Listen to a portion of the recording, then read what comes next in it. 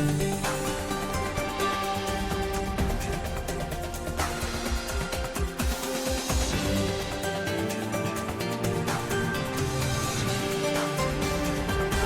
today's World Insight, threats of a space arms race with the U.S. gearing up to deploy a large radar tracker system in orbit.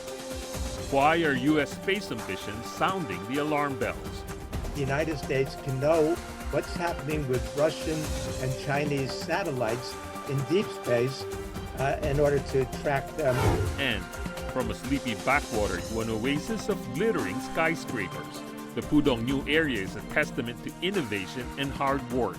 Who better tell its story than the stuff of legends, the first Pudong governor?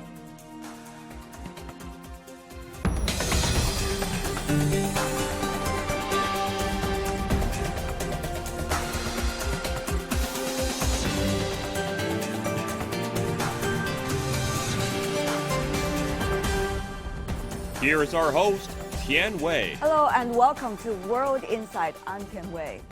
Amid concerns over a new arms race in the space, the U.S. military is developing Deep Space Advanced Radar Capability, otherwise known as DARC, D-A-R-C, a vast radar system which is able to track targets up to 36,000 kilometers away. What the U.S. claimed the purpose in building DARC is to understand, quote, what's going on in the dark corners of space, and quote, it still raises a huge question if it has the potential to alter the direction of global military competition, and this time in space. So what's behind the U.S. efforts to develop apparent space warfare capabilities? Is space indeed fast developing into a war-fighting domain? What should other space-faring nations, include China, do to safeguard security beyond the planet? For more on these questions, let's loop in our panelists.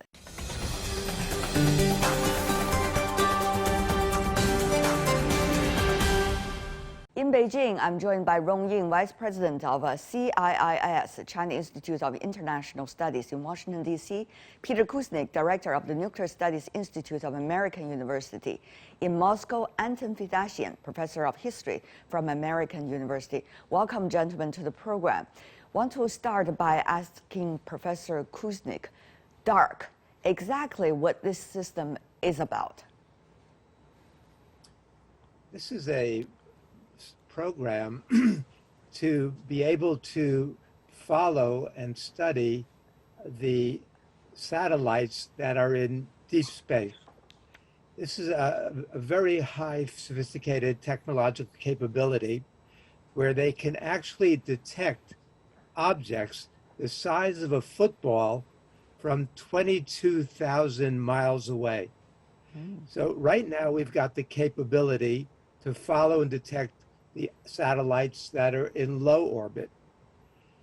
However, we don't have the capability to know what's going on in deep orbit, in deep space. And so this is to give the capability so that the United States can know what's happening with Russian and Chinese satellites in deep space in order to track them, in order to know what kind of military capabilities those satellites actually possess. Now, Professor Fedashian, of course, the U.S. has been accusing China and Russia of one thing or another, including that there might be issues that the U.S. and that the U.S. might not be satisfied with China's and the Russia space program. Tell me more about how Russia is looking at the U.S. DARC program. Look, the Russians are suspicious that the DARC program is going to be a program that is more than, looking out into space, but will become a program that targets Russian satellites. It's really no surprise that both the Chinese and the Russians are developing a very able satellite program. The question is, in what direction is the United States and the Chinese and the Russians going to turn their space programs? Because research and even keeping track of each other is one thing. The great powers have been doing that for centuries. But targeting each other's hardware up in space is another. And this is where political will comes in. And the question of international agreements and rules of the game come out. And so far, really haven't seen much political will, especially on the United States part, unfortunately, to really sit down at the table and sort of discuss the rules of the game. Let me just remind everyone that space, for the most part, is still unregulated territory, especially when it comes to its military use. So there's plenty of room to cooperate and negotiate, and we'll see what happens in the next few years. Mr. Rong Ying, what about China's stance now? I have not seen the official responses by the Chinese government, but I guess if there's a response, positions that would more or less along the Russian line, because it is clear that first and foremost, China and Russia has working very hard in the past years, decades, to put forward an initiatives and how to make rules for the better governance of the outer space. But more importantly, I think to ensure that the outer space, the space will become, there will be no sort of weaponization, no arms race, and to ensure the peaceful use of outer space for the benefits, for the common goods of the humankind. So I would expect that concerns will be expressed and also questions will be asked. But then more importantly, I think criticism was raised about the intention and the consequences of that U.S. move and in development of the DARC, which very much technology intensive, but more importantly undermines the international efforts to prevent all the weaponization and arms race in outer space. By the way, that's a wide-ranging international consensus, because that initiative has been supported, adopted by the UN General Assembly. So it is being already at the stage for negotiations, for open for consultations, how to ensure the legal provisions, a treaty or something like that would be worked out. Yeah, you know, one of the things people might want to ask is how to understand the purpose of this, and especially when you have already international systems that are calling on nations to talk to one another about the purpose of their own systems and also to consult other systems. So usually under what circumstances will conversations be set up? Professor Kuznick, Professor Fidashian, and Professor Rong, how will the three countries that you are representing, China, Russia, and the United States, under current circumstances, be able to communicate about issue like this? Professor Fidashian. I think the Russians are ready to communicate right now, because they're not interested in a military space race. I think the real issue here, unfortunately, really is the United States, because I get the sense that the U.S. position is that the U.S. wants to have total dominance in space, and then it will come to the table in order to negotiate.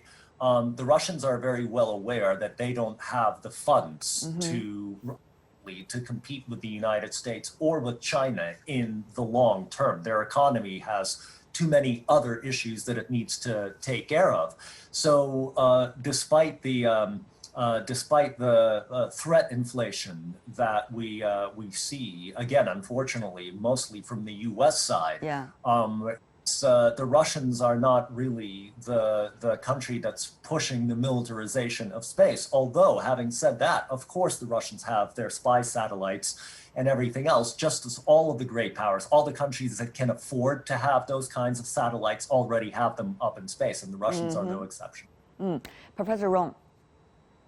Well, I guess it is more or less along the several sort of dimensions. One is the kind of sense of responsibility of major powers or major countries like the United States, Russia, and China, because after all, I think it is these very few big, powerful, technologically advanced, developed nations, countries that have the capability to do that.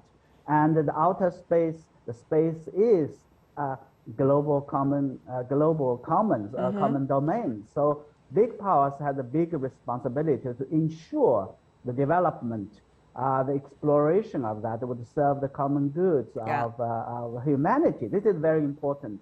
Secondly, again, related to that is the so-called the strategic stability or balance of power. If, as we all know, I think I fully share with Russian colleagues that the United States had the capability, the United States had the technology, but if there's an arms race in outer space, then in the end, I think nobody would be able to win. So to ensure its own dominance or sort of a position, then in the end, I think this is not a good thing. What it should be do, as I said, that we have already had a consensus, we already have a framework, we already have something I think we can work on. It is up to these countries to take the lead, to share, to hold their responsibilities.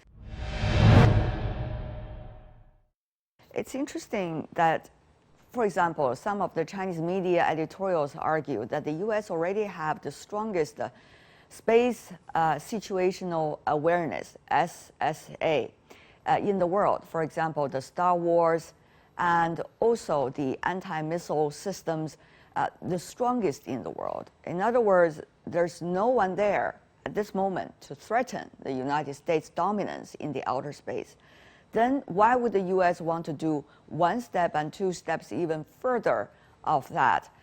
Is this going to see, is this very much a Cold War style mentality and action that is already taking place in the United States, at least in terms of outer space? We all remember during the Cold War time, there was the Star Wars systems that were on top of the list of national pride in the U.S. and also on top of the list in terms of weapon system fighting against the former Soviet Union.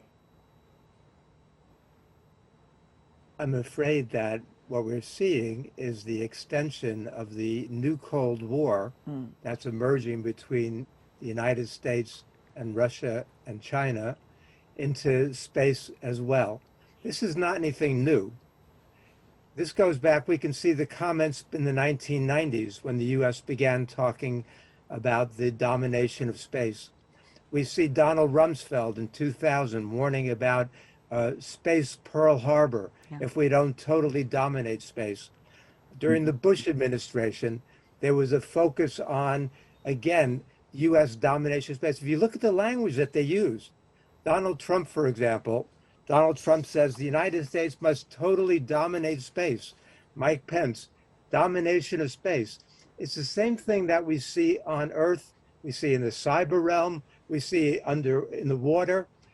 This idea of full spectrum dominance means that the United States does not want to allow a competitor that can challenge us anywhere. So the United States, even though the United States is ahead, these defense planners are thinking in terms of how to expand that advantage that they have. The other side of this is that the defense contractors make a lot of money off of this. True. So there's a lot of money to be made, a lot of profit for the so-called military-industrial complex in this kind of research. But the U.S. is playing a dangerous game, especially when it comes to space, because the control of space is not only intelligence out there and communications, this is nuclear command and control, this is targeting, this is warning against missile attacks. This is a crucial realm that's got to be demilitarized. Well, it's already been militarized. According to the Outer Space Treaty, which is the only thing that really governs what happens there. This goes back to 1967. And what that calls for is the peaceful use of space, but it only bans not weapons, it only bans weapons of mass destruction in space.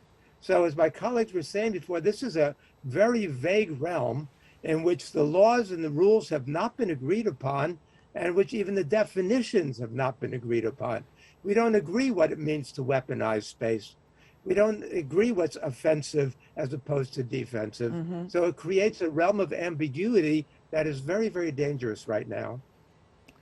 So what does it mean if the US side is further dominating the outer space? As we know, with the development of technology, the outer space is becoming ever more important. Locations, GPS, satellites, and further bigger systems. These are, I'm only talking about civilians, not to mention, the militarized use of the outer space. So Professor Fidashian, what does that mean? I think it means that an enormous amount of money that could otherwise go towards research is going to be poured into defense spending, not just in the US, but also with the Chinese and the Russians and the Europeans and the Japanese, because this kind of militarization, as we saw during the Cold War, is really a self-perpetuating and global phenomenon.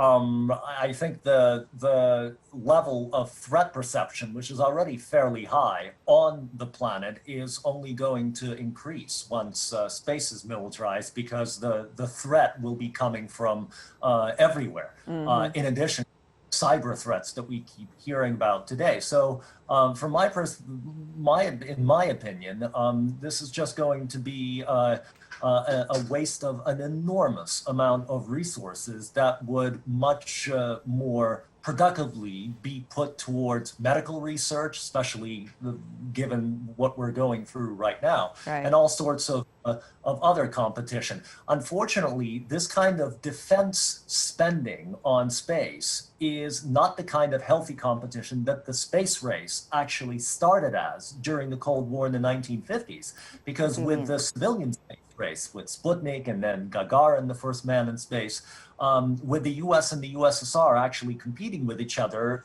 the positive spin-off from that, purely technologically, was that all of humanity benefited from the speed of man's penetration into space. But this defensive angle that everything's about to start taking now is going to be a complete misdirection of funds. And I agree, Peter mentioned a very important aspect to this, which I think applies to China, Russia, and the United States and all other countries. There are very powerful vested defense interests.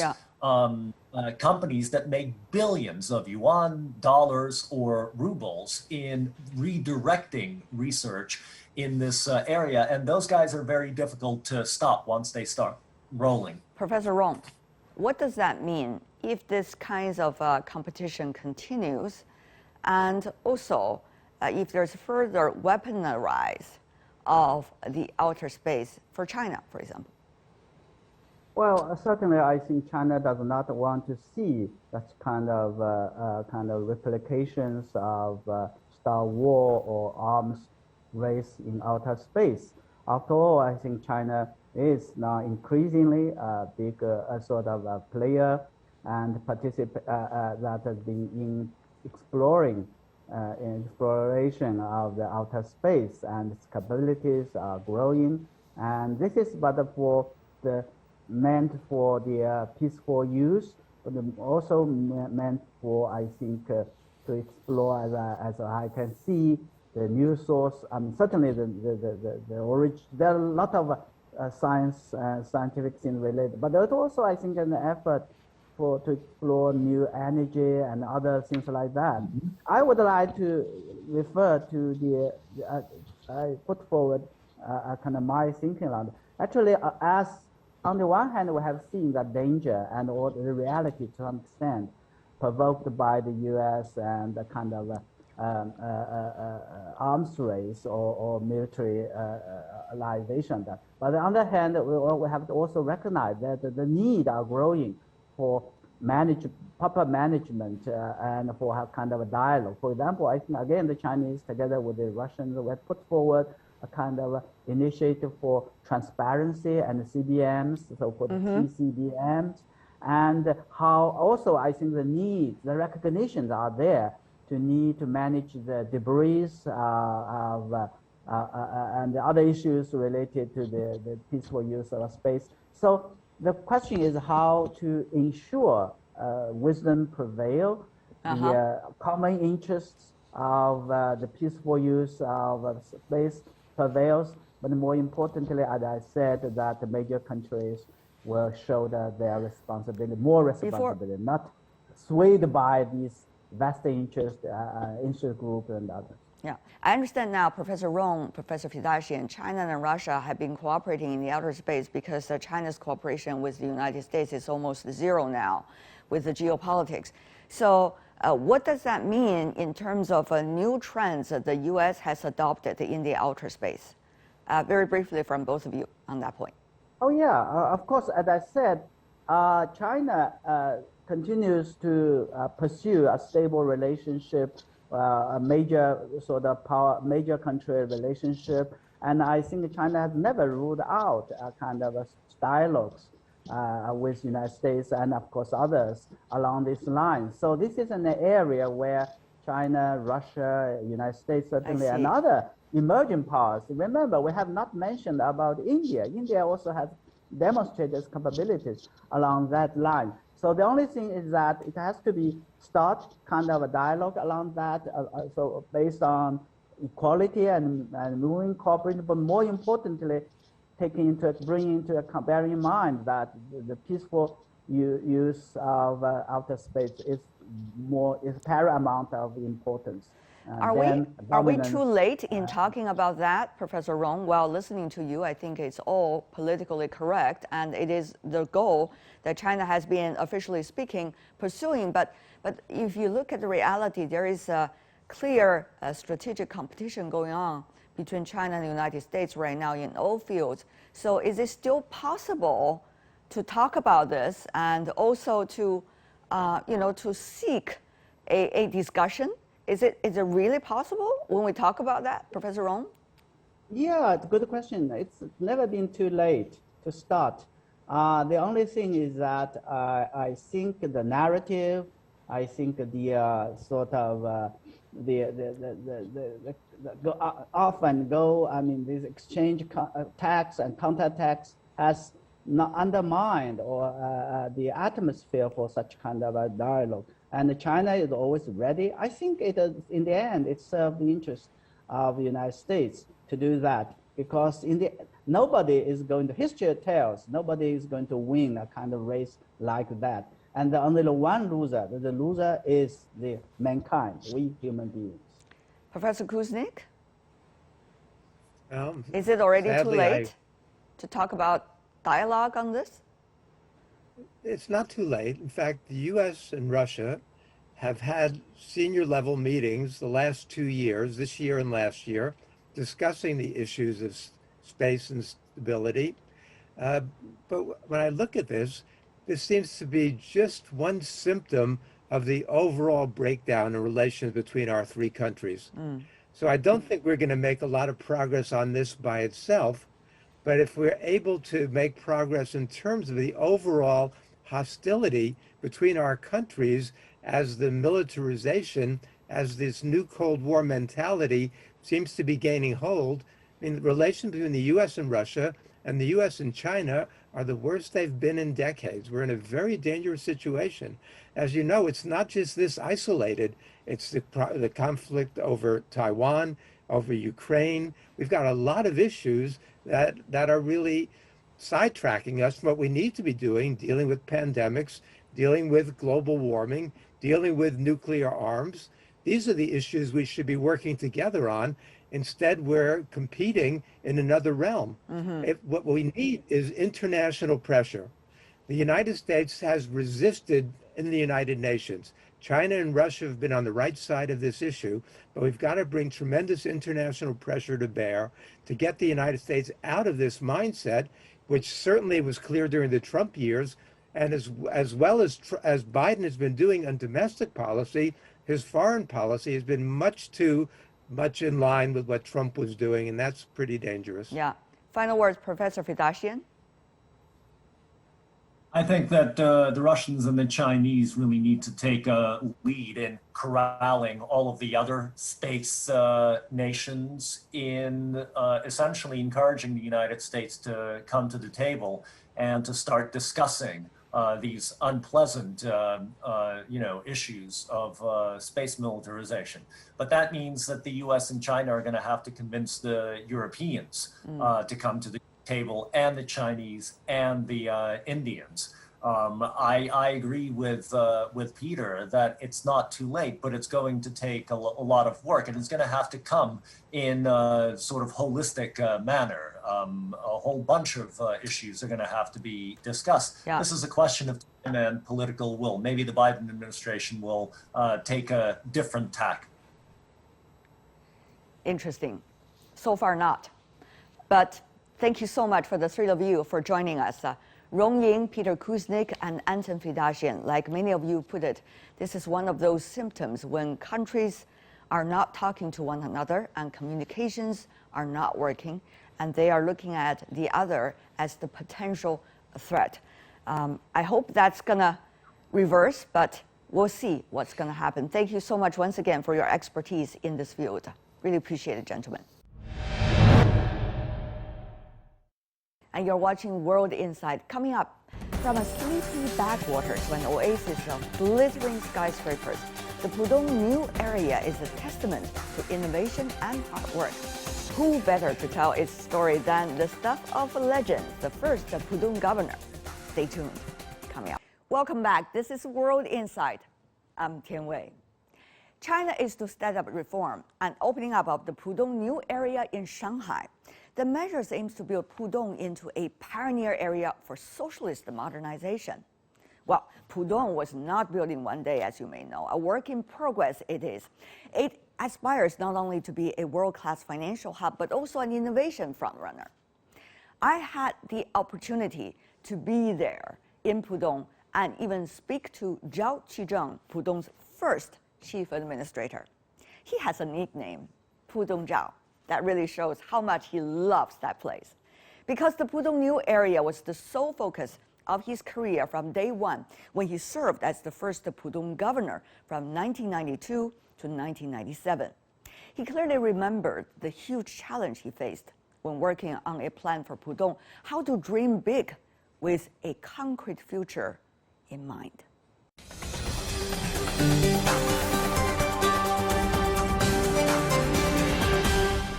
I heard when Pudong was just starting to develop, you asked your colleague to stand beside a globe to plan for Pudong's future.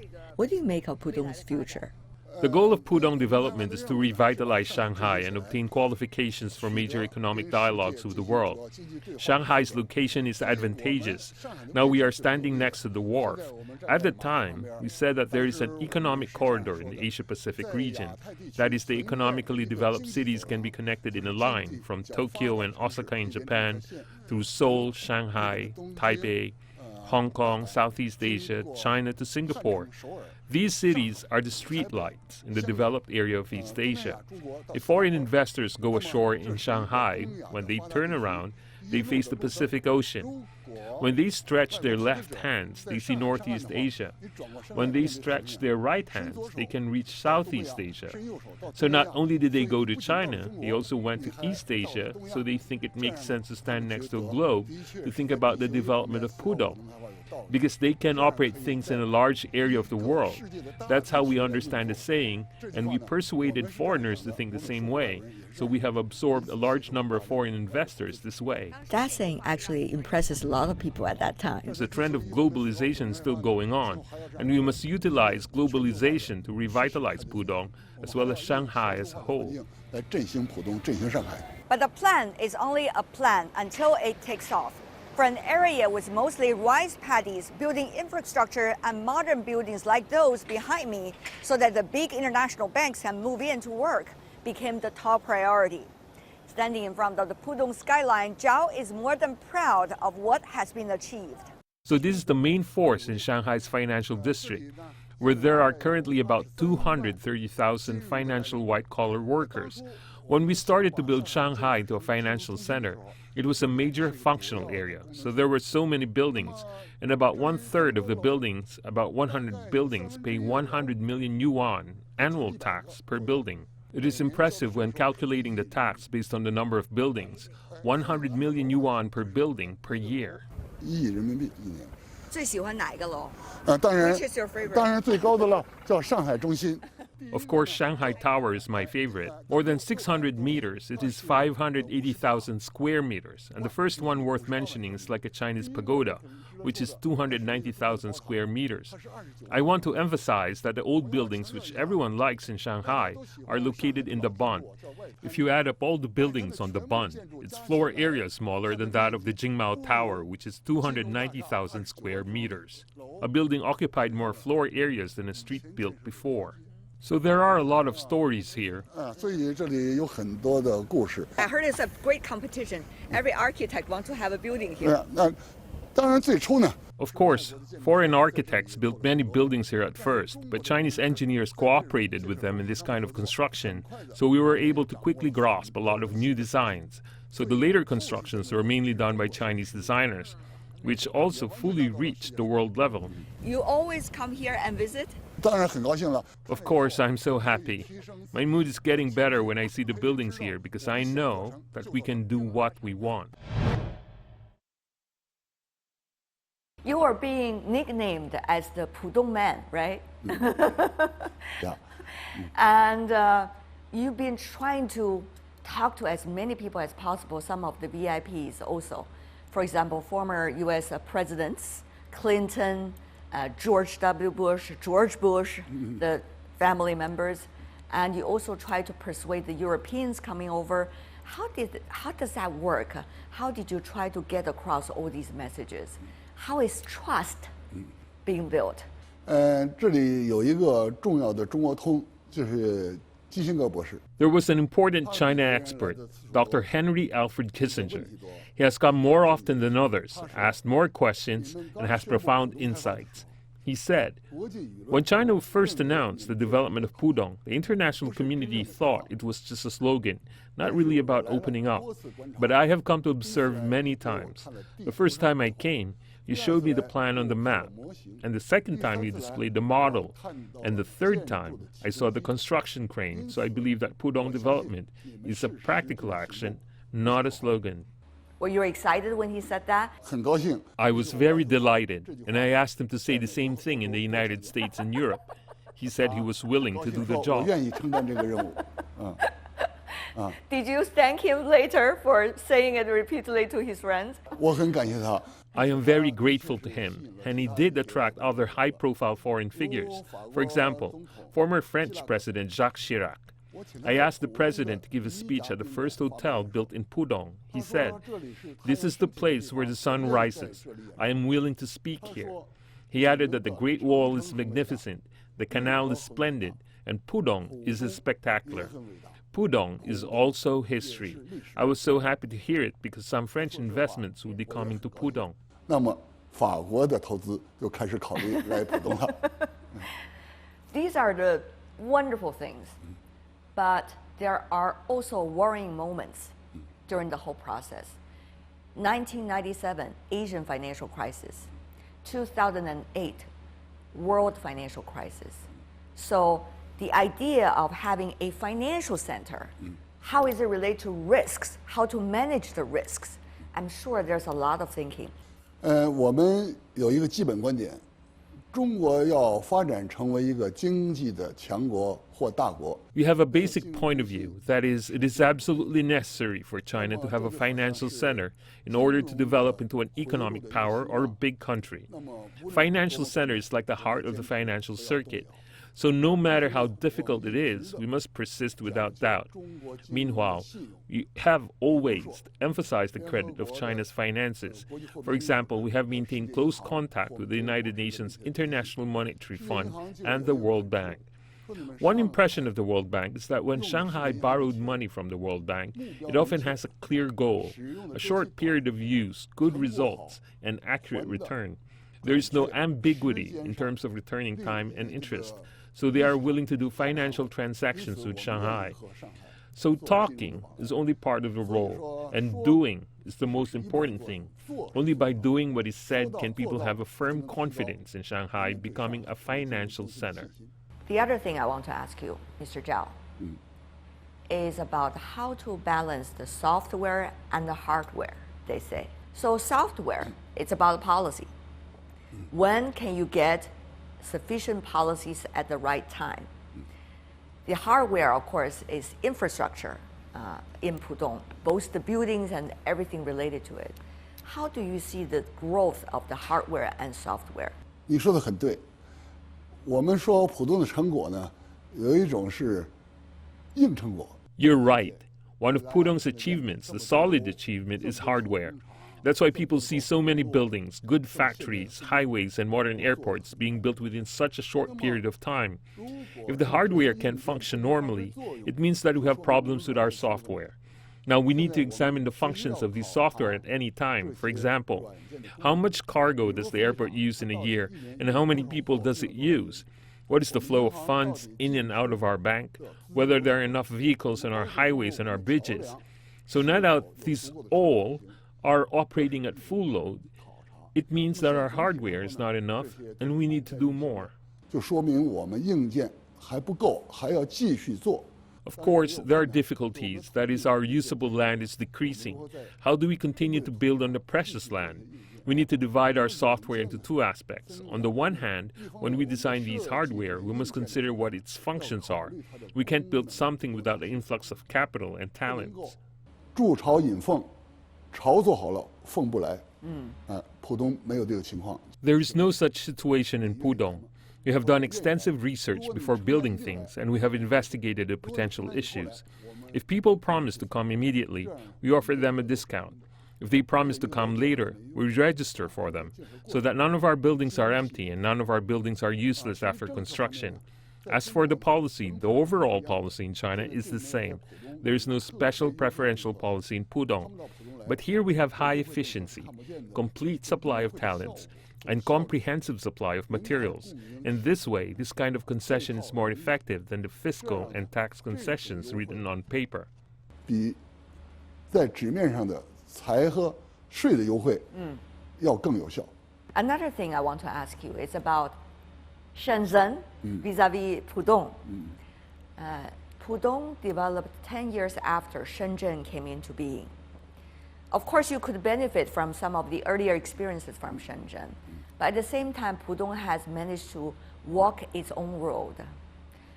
Now, we see Shenzhen trying to combine finance with new high-tech, and now we see Pudong seem to also trying to do the same thing. So people wonder, how will Pudong be able to lead? In what area? 那么深圳呢？最初呢？ In Shenzhen, they initially introduced some Hong Kong-based companies.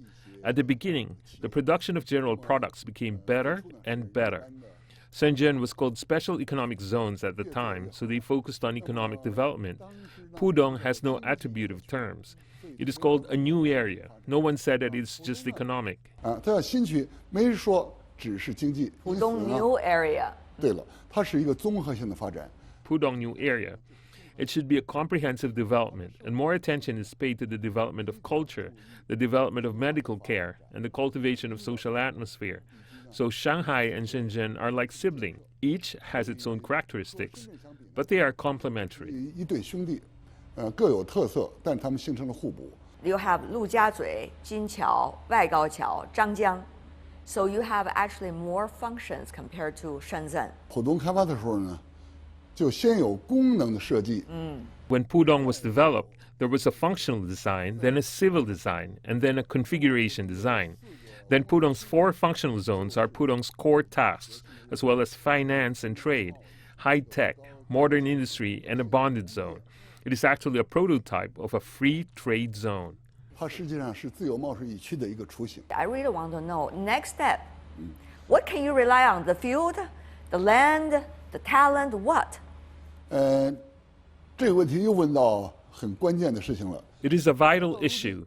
Nowadays, people ask us, how do we plan to continue the development of Shanghai? Shanghai should continue prior to carry and try in the reform. For example, The Science and Technology Innovation Board and the registration-based system were launched here. More importantly, you must play a key role in the construction of the Yangtze River Delta. This is an amazing policy. The Yangtze River Delta is the largest economically developed region in China. It has both land and talents, and many outstanding college students in Shanghai chose to work in the Yangtze River Delta, so that Shanghai can contribute more to the development of the Yangtze River Delta. 上海的任务在长江三角洲中能够多做贡献。 It can be the big brother, sharing its talents and experience, and also some of the benefits to the Yangtze River Delta. So now we've started to develop this region and have been moving forward day by day. It will be a big scene, a much larger and more ambitious plan than the Pudong development that year. Please wait and see. 浦东开发要大得多的一个更宏伟的计划，请大家观察。 My conversation with Zhao Qizheng, the first governor of the Pudong new area. And that's all we have for today. If you'd like to see more, search World Insight or check out our YouTube channel. Follow us on Twitter and Facebook. I'm Tian Wei on behalf of the team. Thanks for watching.